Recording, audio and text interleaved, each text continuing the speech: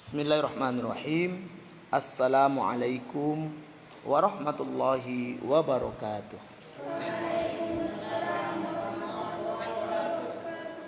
Alhamdulillahi rabbil alamin. Wabihi nasta'inu ala umurid dunya waddin. Wassalatu wassalamu ala ashrafil anbiya'i wal mursalin. Nabina wa habibina Muhammadin wa ala alihi wa ashabihi ajma'in. Amma ba'd. Usikum wa iyaya bitaqwallah faqad fazal muttaqun. Qala Allah ta'ala fi kitabihil karim, a'udzu billahi minasy syaithanir rajim. Ya ayyuhalladzina amanu taqullaha haqqa tuqatih wa la tamutunna illa wa antum muslimun. Subhanaka la ilma lana illa ma 'allamtana innaka antal alimul hakim. Rabbis shrah li sadri wa yassir li amri wahlul 'uqdatam min lisani yafqahu qawli. Para ustadz, para ikhwah, para tulab jamaah maghrib yang dimuliakan oleh Allah Subhanahu wa taala. Kembali pada malam yang berbahagia ini kita bisa bermuwajahah, bertatap muka, berjabat hati dalam majelis ilmu, di mana majelis kita ini sudah rutin kita adakan setiap pekan Selasa malam Rabu dengan tema Tib Nabawi, sehat ala Nabi, kesehatan holistik, kesehatan Arab klasik, yang dimana pada malam ini kita masih pada pembacaan kitab La Tayas Shifa'uka Qorib. Jangan putus asa, kesembuhanmu sudah dekat. Di mana dalam buku ini diterangkan secara sangat baik, gamblang tentang kiat hidup sehat dengan konsep panas dingin yang ditulis oleh Ustaduna Al-Fadil Abdurrahman Dani, alumni Darul Hadis Yaman. Hafizahullah ta'ala. Dan semoga Allah menjadikan ilmu beliau selalu berkah bagi umat. Nah, para ikhwah, para tulab, para asatid yang dimuliakan oleh Allah Subhanahu wa taala, malam ini kita sampai pada pembahasan pentingnya menjaga nikmat sehat. Seperti apa urgensi ataupun keutamaan, kepentingan daripada menjaga nikmat sehat yang Allah beri. Hal ini bisa kita lihat dari sabda Nabi kita sallallahu alaihi wasallam yang diriwayatkan oleh Abu Hurairah radhiyallahu anhu, yang dikeluarkan oleh Imam At-Tirmizi, Imam Al-Hakim, dan juga Al-Khatib Al-Baghdadi. Hadisnya, Nabi sallallahu alaihi wasallam bersabda, "Inna awwala ma yus'alu anhu yaumal qiyamati ya'ni 'ala 'abda minan na'imi an yuqala lahu alam nusihha laka jismak wa nurwika minal ma'il barid." Bahwasanya yang pertama kali, awal mula ditanyakan dari seorang hamba pada hari kiamat kelak adalah kenikmatan. Kemudian akan ditanya kepada hamba, bukankah telah kujadikan bagi kamu kesehatan bagi tubuhmu, dan kami telah memberikan kepadamu air dingin yang menyegarkan. Jamaah yang dimuliakan Allah Subhanahu wa taala, ya. Hadis ini memberi keterangan kepada kita semua bahwa nikmat sehat yang melekat pada diri kita saat ini itu kelak akan Allah mintai pertanggungjawaban. Allah akan minta pertanggungan jawab. Untuk apa sehat itu? Dipakai dalam ketaatan atau sebaliknya dalam kemaksiatan? Dijaga dengan baik atau disia-siakan? Nanti ditanya oleh Allah Subhanahu wa taala. Ya, alhamdulillah kita semua ini kan lahir dalam kondisi sehat. Nah, nikmat ini justru merupakan nikmat pertama dari seluruh nikmat yang ada yang akan ditanya oleh Allah Subhanahu wa taala. Oleh karena itu, para ustadz, para ikhwah, para tulab sekalian, menjadi sangat penting kiranya bagi kita untuk memperhatikan betul nikmat sehat ini, jangan sampai dia tersia-siakan, apalagi sampai hilang dari diri kita semua. Karena hari ini, ya, ini kebetulan ini ada dokter kita nih. Ini salah satu mahasiswa ustadz ketika di Dayah dahulu, ya. Beliau sekarang sudah jadi dokter, ya. Ini baru pulang dari Bekasi, ya dok, ya. Nah, sekarang udah kembali lagi ke Banda Aceh, alhamdulillah. Ya. Nah, kesehatan ini masya Allah hari ini terlihat sangat mahal, tanda kutip. Kesehatan hari ini begitu terlihat sulit, tanda kutip. Kesehatan hari ini begitu terasa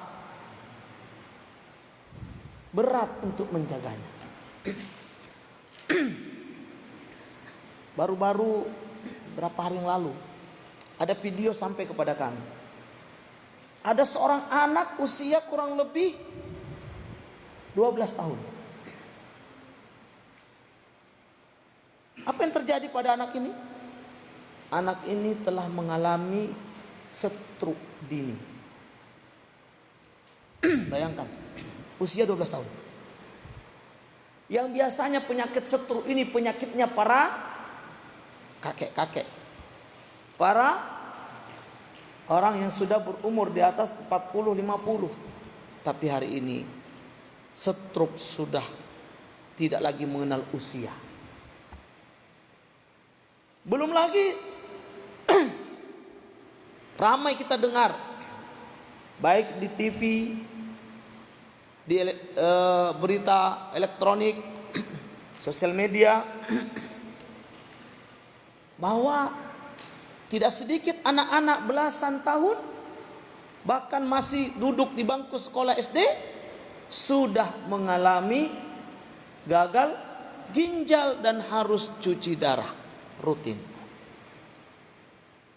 Ini adalah fakta-fakta yang sangat membuat hati kita miris, menunjukkan bahwa apa? Kita tidak pandai atau belum serius atau belum disiplin dalam menjaga nikmat sehat.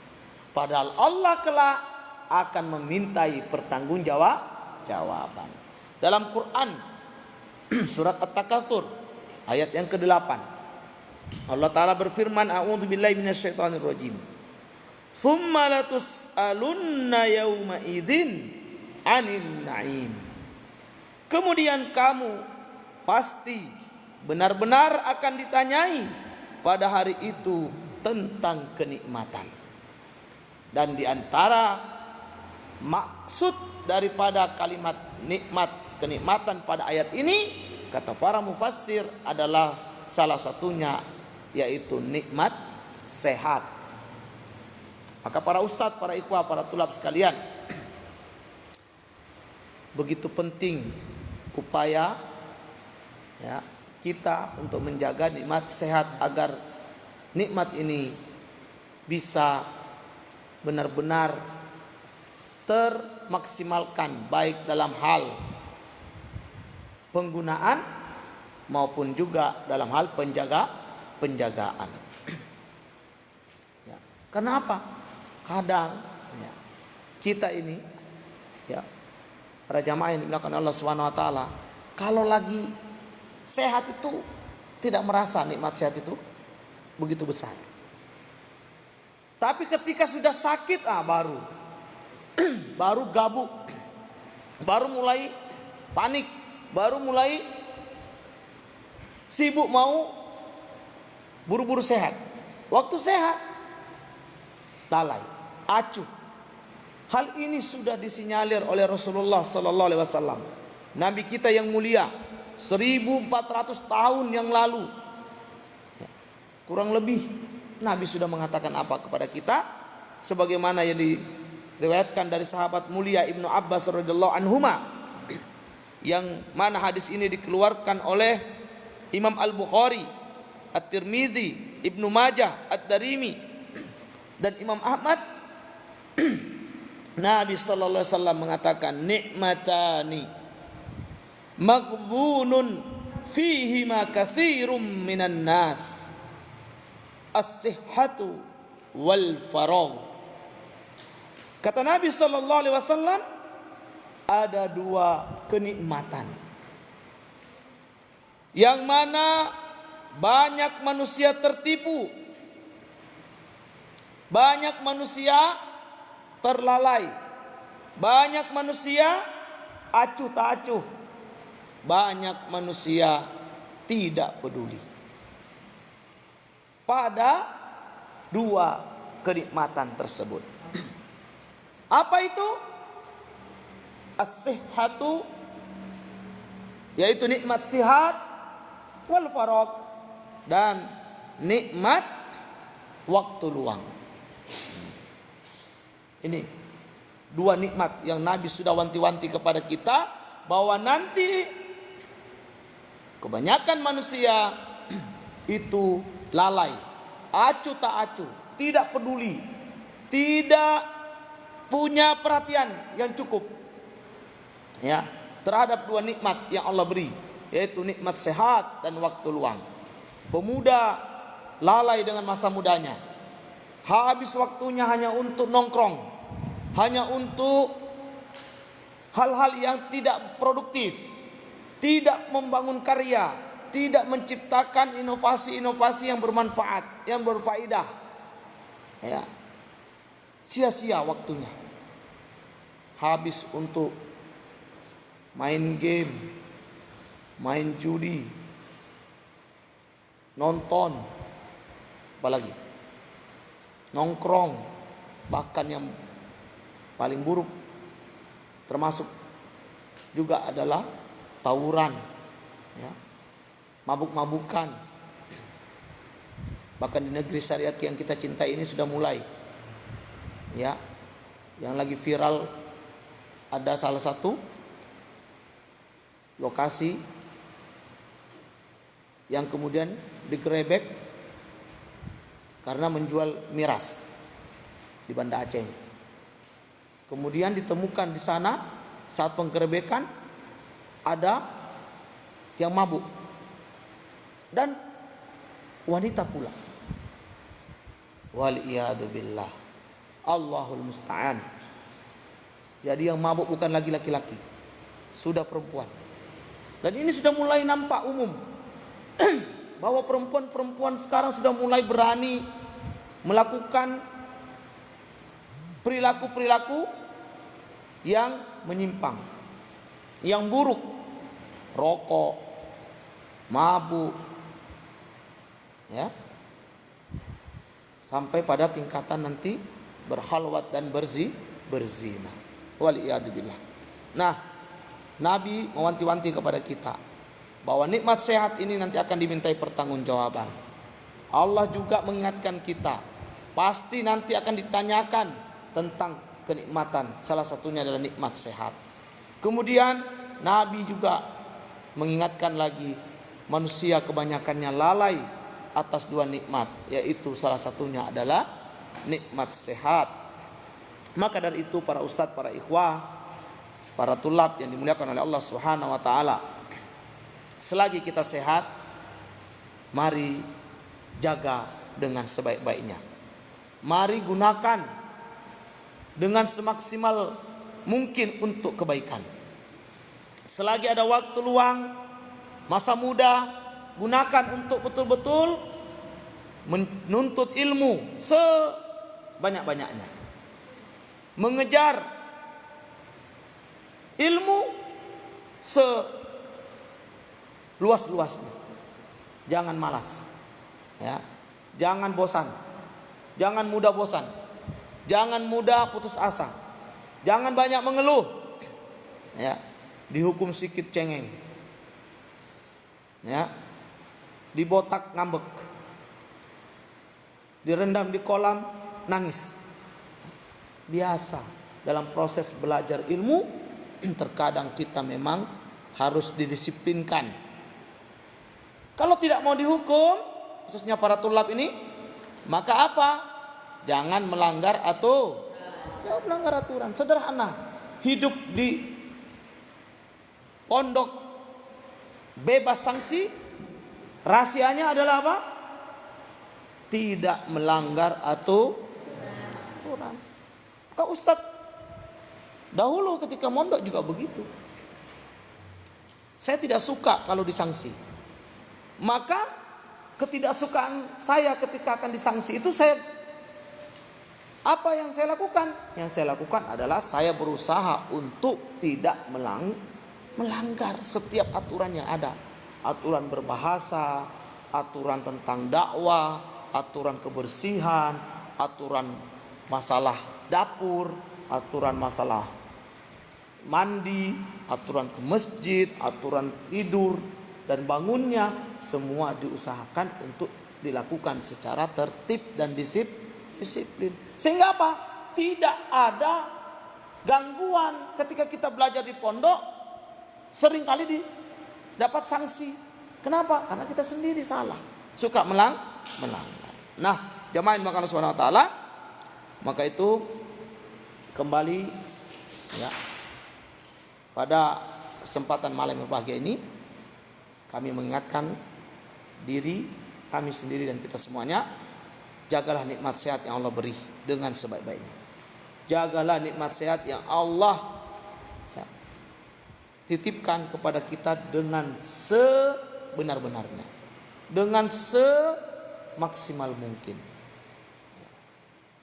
Maka untuk sehat itu mudah. Dimulai dari mana? Wa kulu mimma fil ardi halalan thayyibah.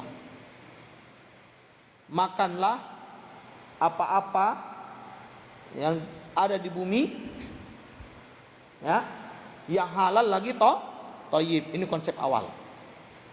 Makan yang sehat itu adalah makan yang halal lagi thayyib. Kemudian ayat lain mengatakan wa kulu washrabu wala tusrifu. Makan dan minumlah, jangan berlebih-lebihan. Ini konsepnya. Maka santri jangan mondok di sini cuman pikirannya makan. Kalau mau sehat justru bukan banyak makan. Ya. Makan itu cuman sekedar kebutuhan untuk apa? Kata Nabi, menegakkan punggung. Ya. Untuk bisa beribadah, beraktivitas, mencari nafkah, bukan untuk membuat badan gede dan apa? sulit gerak. Nah, ya, harus yang aktif. Maka makan yang sehat. Makan yang sehat. Makan yang sehat. Maka kalau mau sehat dimulai dari pola makan. Ya. Itu yang secara sederhana. Nanti secara lebih detail, lebih lengkap, lebih luas lagi konsep-konsep tentang pola hidup sehat ini akan kita dapatkan dari pembacaan buku kita di pekan-pekan selanjutnya. Nah, terakhir sebagai penutup kajian kita malam ini adalah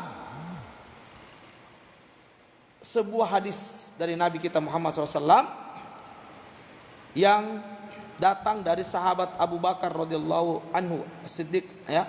Abu Bakar As-Siddiq radhiyallahu anhu, di mana hadis ini diriwayatkan oleh Imam At-Tirmizi dan hadis ini statusnya sahih. Ya. Kata Nabi, "Salu al-afwa wal afiyata fa inna ahadan lam yu'ta ba'dal yaqini khairan minal afiyati." Mintalah oleh kalian, mohonlah oleh kamu semua apa? Ampunan dan afiah.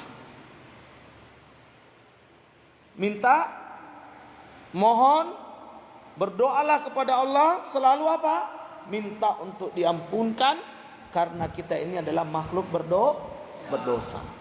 Kita ini makhluk yang selalu salah. Kita ini makhluk yang terlalu banyak melakukan kesalahan maupun kekhilafan. Maka selalu minta ampunan. Allahumma gfirli, Allahumma gfirli, Allahumma gfirli. Ya. Kemudian wal afiyah, minta juga kepada Allah apa?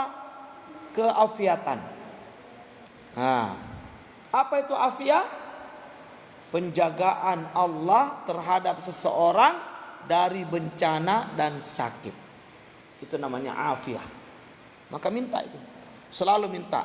Makanya ada zikir pagi petang diajarkan oleh Nabi kita Muhammad sallallahu alaihi wasallam. Apa itu?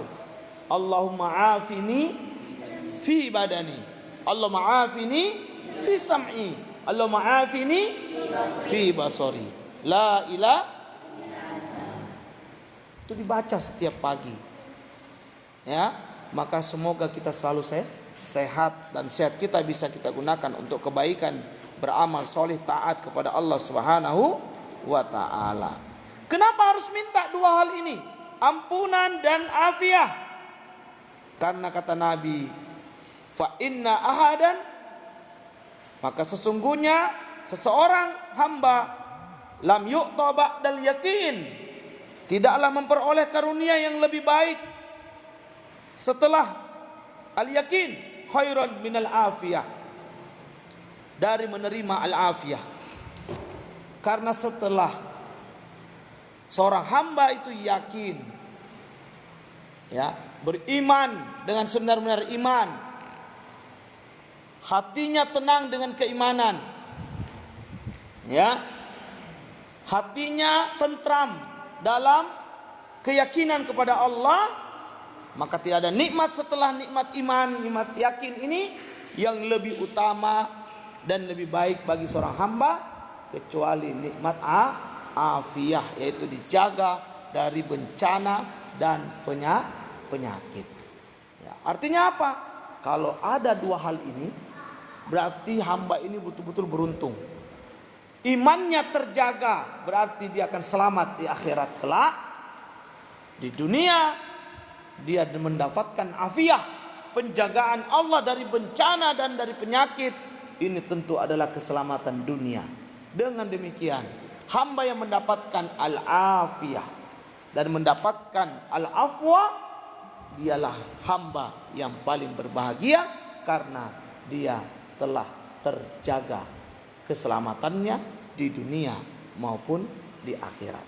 Nah, maka itu para ustadz, para ikhwah, ya, para tulab sekalian, sering-seringlah berdoa kepada Allah untuk dua hal ini, yaitu apa?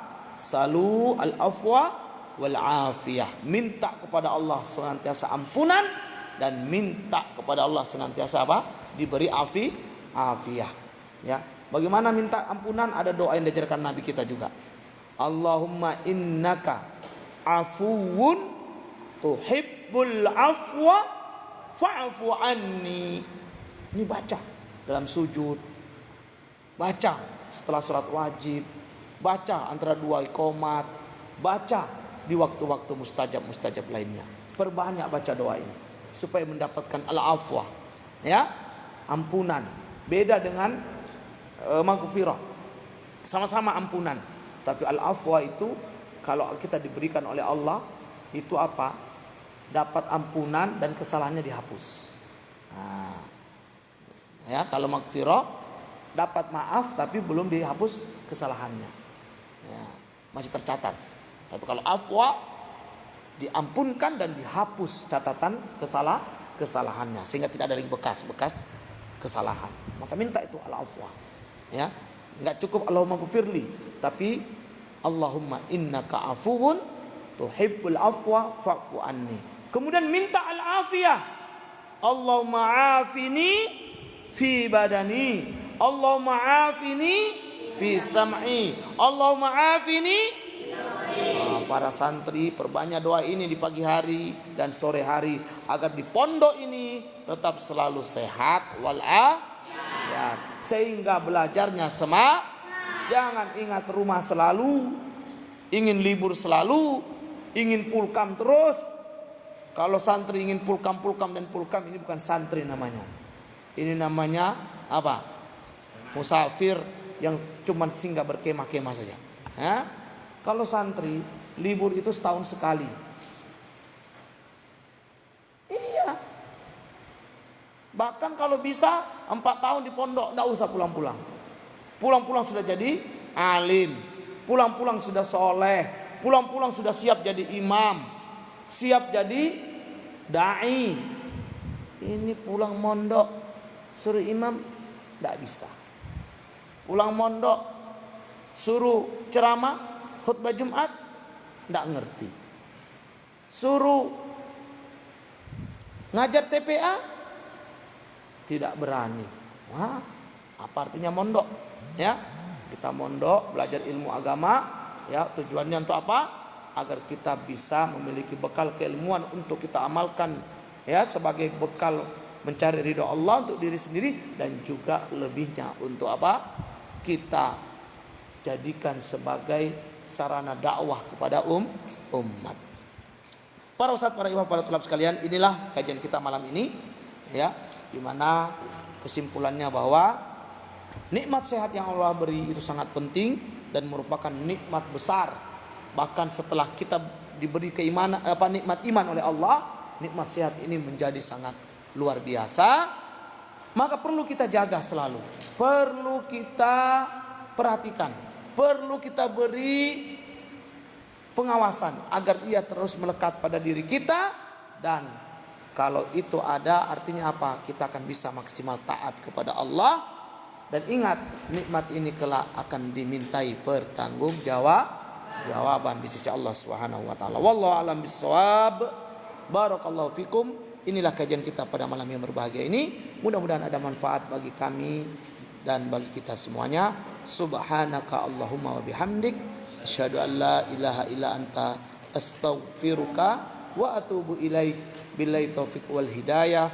Assalamualaikum warahmatullahi wabarakatuh.